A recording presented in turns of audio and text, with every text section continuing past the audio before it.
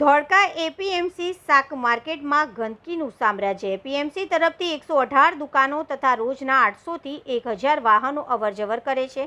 તેઓ પાસેથી વાહન દીઠ મેન્ટેનન્સ, સિક્યુરિટી તેમજ સર્વિસ ટેક્સ તરીકે વેપારીઓના વાહન દીઠ 10 રૂપિયાની પહોંચ ફાડી નાણાંની વસૂલાત કરવામાં આવે છે।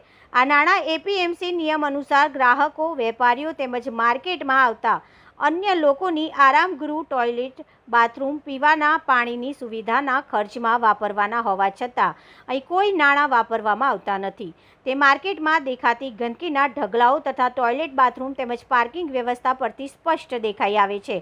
ધોળકા એપીએમસી શાક માર્કેટમાં ગંદકીનું સામ્રાજ્ય જોઈ ભારત દેશમાં ચાલતા સ્વચ્છ ભારત મિશન અભિયાનના લીરે લીરા ઉડતા દેખાય છે।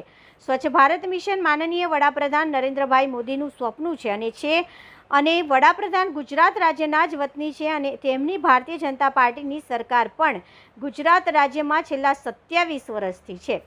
ધોળકા નગરપાલિકા પણ ભાજપ શાસિત છે અને એપીએમસી પણ ભારતીય જનતા પાર્ટી શાસનમાં છે। તેમ છતાંય વડાપ્રધાન નરેન્દ્રભાઈ મોદીના સ્વચ્છ ભારત મિશનને સાકાર કરવામાં આવી ધોળકા નગરપાલિકા એપીએમસી સંચાલકોને કોઈ રસ નથી। મેન્ટેનન્સ તેમજ સિક્યુરિટીના નામે હજારો રૂપિયા ટેક્સ વસૂલાય છે। વાહન દીઠ 10 રૂપિયાનું રોજના આવા નાણાંની રકમ મિનિમમ 5થી 7 હજાર રૂપિયા થાય છે। આ માર્કેટમાં 118 દુકાનો આવેલી છે જે સર્વિસ ટેક્સ પણ ભરે છે અને નગરપાલિકાનો ટેક્સ પણ ભરે છે। તેમ છતાંય નગરપાલિકા તરફથી પણ કચરો ઉઠાવવા કે સાફ સફાઈ કરવામાં આવતું નથી। આ માર્કેટમાં સિક્યુરિટી પોઈન્ટ છે છતાં પણ સિક્યુરિટી હાજર હોતા નથી। આમ અમારી ચેનલના માધ્યમથી વિડીયોમાં જોઈ શકો છો કે આ માર્કેટમાં ઓછામાં ઓછી 50 ગાયો ફરે છે જે રોજે રોજ 2 થી 3 વ્યક્તિઓને મારે છે। છતાં પણ આવી ગાયો હાંકવામાં કોઈને રસ નથી એવું નજરે પડે છે। માર્કેટમાં કાદવ, કીચડ, ગંદકીનું સામ્રાજ્ય જોવા મળે છે। વેપારીઓ એપીએમસીના વહીવટદારોને વારંવાર રજૂઆતો કરવા છતાં પણ ગાયોને કે આ ગંદકીનો કે ટોયલેટ, બાથરૂમની વ્યવસ્થાનો પ્રશ્ન હલ કરી શકતા નથી। દૂર દૂરથી ગુજરાતના અન્ય માર્કેટોમાંથી પણ અહીંયા હજારો વેપારીઓ આવે છે। તેઓને પણ ટોયલેટ, બાથરૂમ જવું હોય તો માર્કેટની બહાર ખુલ્લી જગ્યામાં જવું પડે છે।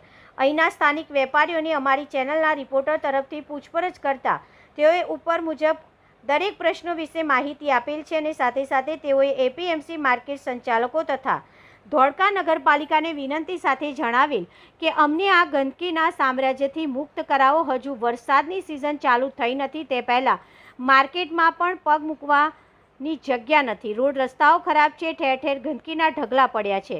રોજના એપીએમસી દ્વારા વાહનોના 10 રૂપિયા ઉઘરાવવામાં આવે છે તો આ પૈસાનો કોઈ સદુપયોગ થતો નથી તેવું માર્કેટના આ વિડીયો પરથી સાબિત થયું હોય તેવું લાગે છે।